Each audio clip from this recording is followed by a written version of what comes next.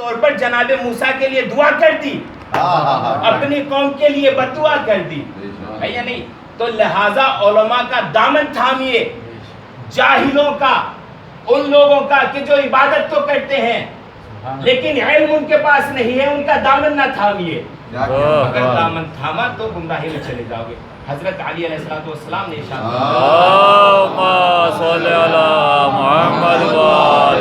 فرمایا، میری کمر توڑی ہے، میری کمر جو ہے وہ دو لوگوں نے شکستہ کی ہے۔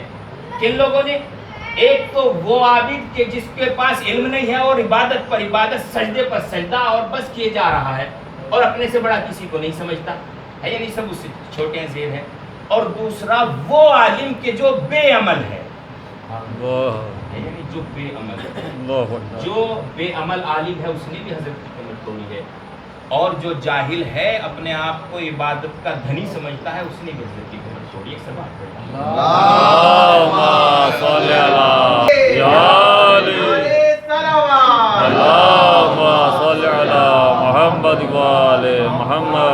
ایک اور بات میں یہاں پر عرض کرتا چلو اسی واقعے میں کہا جاتا ہے کہ ہم فلاں صاحب کا شجرہ وہ رسول اللہ سے ملتا ہے، جا کے فلاں صاحب کا شجرہ جو ہے وہ رسول اللہ سے ملتا ہے چوتھی پانچویں پشت میں جا کے، یہ شرف بتایا جاتا ہے۔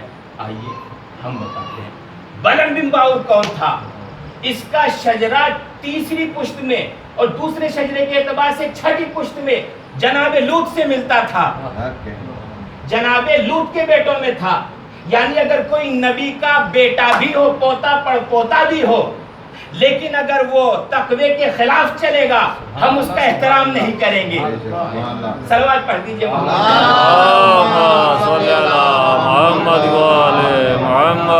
تقوی الہی ہوگا تو ہم فارس کے رہنے والے ایک شخص سلمان کو بھی ہے نا وہی درجہ دیتے ہیں کہ جو رسالت مآب نے ان کے لیے فرمایا۔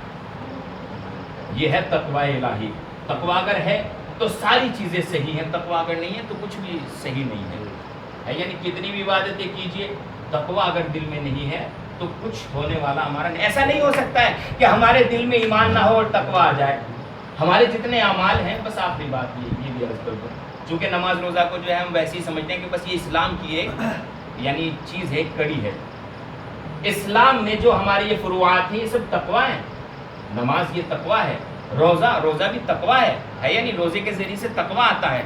قرآن مجید کی آیت تو بڑی مشہور زمانہ وہ آیت ہے، یا ایھا الذین آمنوا کتب علیکم الصیام کما کتب علی الذین من قبلکم لعلکم تتقون، شاید تم متقی بن جاؤ روزے رکھ کر۔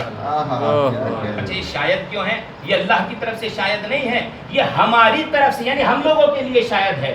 اللہ نے روزے میں تقوی اور پرہیزگاری کی خصوصیت رکھی ہے، لیکن ہمارے اندر وہ قدرت ہونی چاہیے، وہ صلاحیت ہونی چاہیے کہ ہم اس سے تقوی حاصل کر سکیں۔ قرآن مجید سب پڑھتے ہیں لیکن سب کو تقوی نہیں دیتا ہے۔ امام حسین علیہ السلام سب کے سامنے تھے، لیکن امام حسین علیہ السلام سے سب نے ہدایت حاصل نہیں کی ہے۔ امام حسین نے اپنا تعارف کرایا کربلا میں، کیا میں نے دین میں کوئی کمی کر دی ہے؟ کیا کوئی کمی بیشی کر دی ہے؟ کیا میں نے کوئی چیز بڑھا دی ہے؟ کیا حلال کو حرام کیا، حرام کو حلال کیا؟ کہ نہیں، کچھ بھی نہیں کیا ہے۔ پھر کیوں قتل کرنا چاہتے ہو؟ بغضاً لأبی، تمہارے بابا کے بغض میں ہم۔ یہ حضرت امیر کا بغض تھا جو خاندان عصمت و طہارت کو ان کے خیموں سے بے چادر نکال کر کشا پھرایا۔ کس طریقے سے پھرایا گیا؟ امام سجاد علیہ السلام نے پرانے زمانے میں دو جگہ کے غلام ایسے تھے کہ جن کی ویلیو سب سے کم ہوتی تھی۔ کون؟ ایک ترک، غالباً ٹرکی یہی، اور دوسرے دہلم۔ آپ فرماتے ہیں اوقات و ذلیلا فی دمشق کأننی من الزنج عبد غاب عنہ نصیب۔ اس شعر میں آپ فرما رہے ہیں کہ ہم کو دمشق میں، شام میں اس طریقے سے لے جایا گیا کہ جیسے وہ شخص جس کا کوئی ناصر و مددگار نہ ہو۔ اور دوسری جگہ آپ ارشاد فرماتے ہیں کہ ہماری حالت ایسی تھی شام اور کوفہ کے بازاروں میں کہ جیسے ترک و دہلم کے غلاموں کی ہوا کرتی ہے۔ اللہ اکبر، جزاکم ربکم خیر الجزا۔ اللہ اکبر۔ یہ قافلہ رواں دواں ہے کوفے کی گلیوں میں، کوفے میں تشہیر کی جا رہی ہے کس کی؟ نبی کی نواسیوں کی، کس کی بیٹیوں کی؟ اس کی بیٹیوں کی تشہیر ہو رہی ہے کہ جس کے سر سے چادر ہٹنے کا نام آیا، اللہ اکبر، بادل نے سائبان کر دیا اور سورج بدلی کے پیچھے چلا گیا۔ اب اس شخص کو ان ذوات مقدسہ کو لے کر آ رہے ہیں بازار میں۔ جیسے ہی آپ بازار کوفہ میں پہنچا ہے یہ قافلہ اہل بیت عصمت و طہارت کا، نو کے نیزہ پر سب کے سر موجود ہیں۔ عزادارو، جناب حبیب ابن مذاہب کا سر بھی نو کے نیزہ کی بلندی پر ہے، جو امام حسین کے دوست ہیں نا۔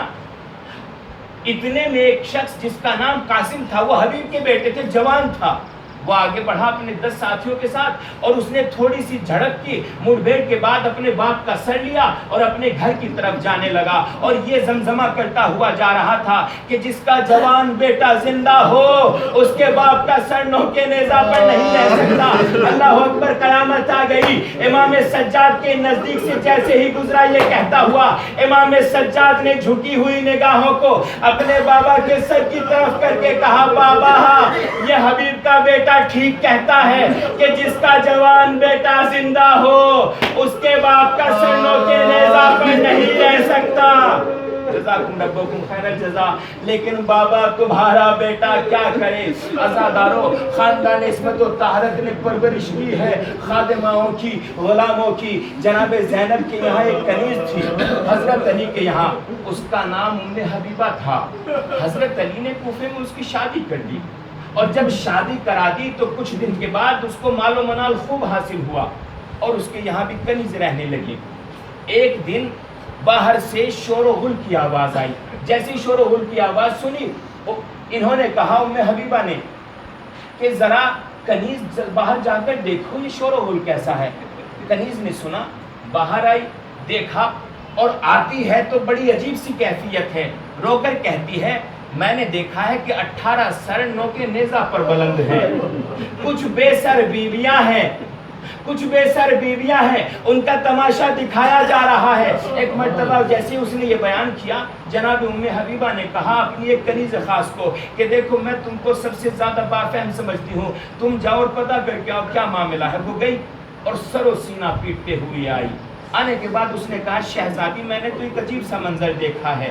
عزادارو، آپ یہ جملات سنیں گے تو انشاءاللہ دل تڑپ اٹھے گا۔